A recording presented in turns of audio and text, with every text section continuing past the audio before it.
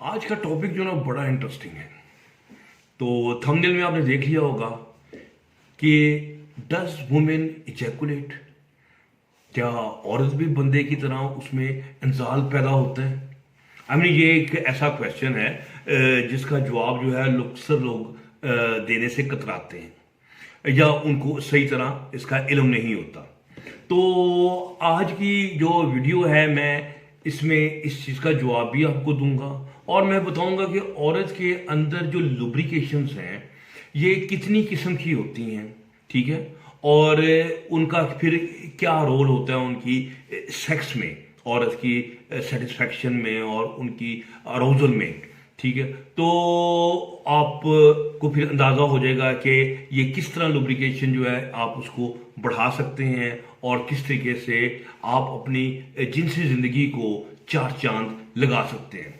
अच्छा, सबसे पहली जो लुब्रिकेशन है उसे हम कहते हैं वेजाइनल फ्लूइड, यानी कि वेजाइनल लुब्रिकेशन।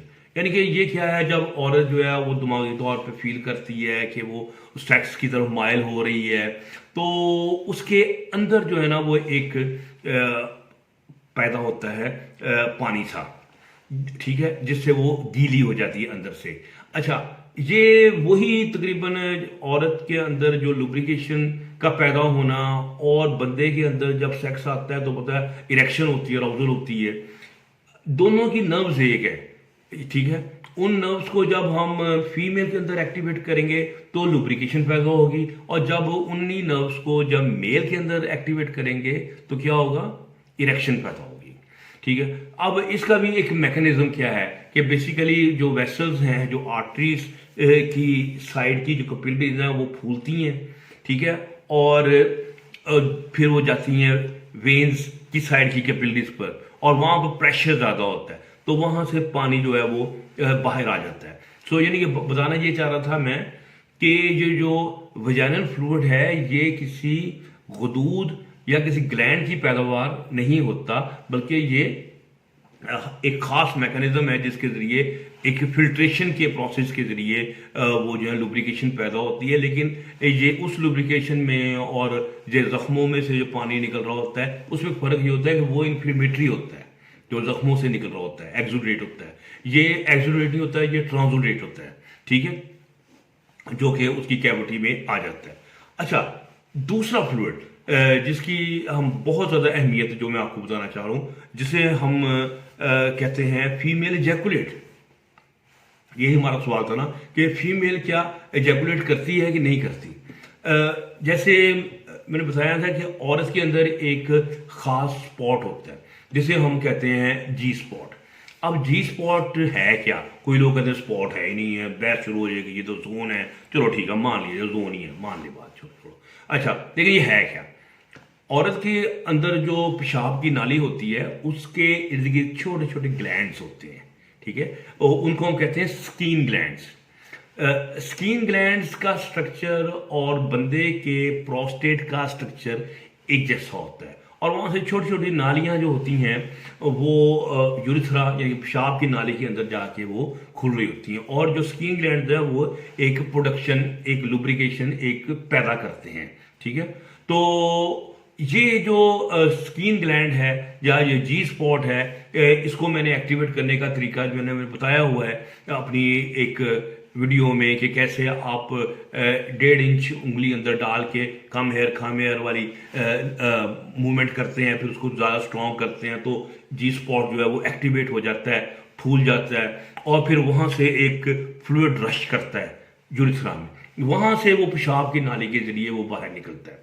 ये फ्लूइड जो है बिल्कुल डिफरेंट होता है वजाइनल फ्लूइड से, यानी कि उसमें और उसमें कोई तल्लक नहीं होता, यानी और उसको निकालने का भी तरीका है, वो कभी आसान काम नहीं है। जुए शीर, वो क्या कहते हैं, वो जो था क्या नाम है, फरहाद, जिसने दूध की नहर निकाली थी, तो ये भी दूध की नहर निकालने वाली बात होती है, कोई आसान नहीं होता औरत का जो इजैकुलेट करवाना, ठीक है। तो जब उस फ्लूइड को हम केमिकली एनालाइज करते हैं तो उसका स्ट्रक्चर बिल्कुल वही होता है जो मर्द के प्रोस्टेट के फ्लूइड का होता है, यानी कि जो जब उसे हम स्टेन करते हैं, माइक्रोस्कोप में देखते हैं, तो वो बिल्कुल ऐसे लगता है जैसे प्रोस्टेट का ही फ्लूइड है, ठीक है। और उसके तमाम वही स्ट्रक्चर जो है ना वो शामिल होते हैं। और ये बेसिकली स्किन ग्लैंड जो है, ये औरत के अंदर वो गश्ता किस्म का प्रोस्टेट है जो गुआच गया था, जिसको साइंसदान ढूंढते ढूंढते ढूंढते पागल हो गए थे, गंजे हो गए थे बहुत सारे लोग। तो फिर वो जाके वो पता चला कि ये स्किन ग्लैंड है, यही असल में फीमेल का प्रोस्टेट है। तो अच्छा, तो ये जो इजैकुलेट है, ये बकायदा जब उसको इजैकुलेट करते हैं, फीमेल को स्टिमुलेट करते हैं उसको उंगली डाल के, तो ये बकायदा जंप करके बाहर निकलता है, जैसे इंसान की मनी जो है वो जंप मार के बाहर आती है। तो इसलिए हम कहते हैं कि ये फीमेल भी इजैकुलेट करती है। यानी कि ये मेरी सवाल का जवाब है जो मैं बता रहा हूँ, जो हमने शुरू में उठाया था कि क्या औरत भी इजैकुलेट करती है। जी हाँ जी, वो इजैकुलेट करती है। हालांकि हमारे जो मास्टर एंड जॉनसन थे, हमारे बहुत बड़े लेजेंडरी किस्म के जो सेक्सोलॉजिस्ट थे, जिन्होंने मॉडर्न सेक्सोलॉजी की बुनियाद रखी, वो कह रहे थे औरत इजैकुलेट नहीं करती, ठीक है। उनकी नहीं इतनी स्टडी थी, ये 70s वगैरह में उनके बड़ा एक नाम था। तो लेकिन अब ये बात हुई कि औरत भी इजैकुलेट करती है। अच्छा, एक और किस्म का फ्लूइड है जिसके मतलब लोगों को बड़ा ही कम पता है, इसे हम कहते हैं स्क्विर्टिंग। ये एक और किस्म का फ्लूइड है जो कि बकायदा ऐसे निकलता है जैसे पेशाब की धार निकलती है, यानी कि तकरीबन 1/2 आउंस से लेके 3 आउंसेस तक औरतों में से कईयों में निकलता है। और जब औरत अपनी एक्सट्रीम हीट पे होती है और उसको बड़े खास तरीके से सेक्सुअली स्टिमुलेट किया जाता है, तो कुछ औरतें जो है वो बकायदा उसमें से वो पेशाब की धार की तरह एक फ्लूइड निकलता है जो कि पेशाब नहीं होता, ठीक है। लेकिन जब उसको हम केमिकली एनालाइज करते हैं तो थोड़ा बहुत तलब उसका होता जरूर है पेशाब से। तो यानी कि वो एक्चुअली ब्लैडर से ही आता है। तो ये हर औरत में तो ये नहीं निकलता, लेकिन जिनमें निकलता है उनमें बड़ा फ्रीक्वेंट निकलता है और हमेशा सेक्स के दौरान वो निकलता है। अच्छा, अब हमने ये देखना है कि क्या ये जो इजैकुलेट्स हैं, क्या इनका औरत की सेटिस्फेक्शन से भी कोई तल्लक है। तो जवाब जो है वो हाँ ना मिक्स किस्म का है, कि कई औरतें ऐसी देखी गई जिनमें अराउजल होता है, जो चढ़ा होता है, लेकिन उनमें लुब्रिकेशंस नहीं हो रही होती वजाइनल। जैसे आपने देखा ही, औरत जो है 50 क्रॉस कर जाती है मेनोपॉज में, उनमें नहीं निकलता, डायबिटीज की वजह से, या स्मोकिंग करती है तो वो फ्लूइड वगैरह नहीं निकलता। लेकिन उनका ये मतलब नहीं उनमें हीट नहीं आती, उनमें हीट आ सकती है, ठीक है। और इस तरह ही कुछ लोग जब इजैकुलेट करती हैं फीमेल या स्क्विर्ट करती हैं, आई मीन कुछ तो कहती हैं कि हमें बहुत ज़बरदस्त सेटिस्फेक्शन हुई, जो हमें जो क्लिटरल ऑर्गेजम होता है उसमें नहीं मिली थी। एक अजीब नरवाना, एक अजीब सुकून है, एक अजीब शांति जिस्म के अंदर मिलती है, यानी कि ये उन लोगों का कहना है। लेकिन कई साइंसदान इसको नहीं मानते कि कोई तो अलग नहीं सेटिस्फेक्शन का, मतलब वो एक्चुअली कहना ये चाह रहे हैं कि जो औरतें नहीं स्क्विर्ट करती, जो नहीं इजैकुलेट करती, वो घबराए ना, परेशान ना हो, रोए ना हो, उदास ना हो। क्यों?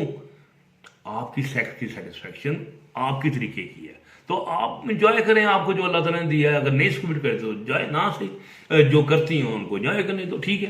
तो एनी हो, इसलिए वजह से कहते हैं कि आप ये ना करें कि आप औरत की सेटिस्फेक्शन जो है इस स्क्विटिंग से या इस इजैकुलेशन के साथ अटैच्ड है।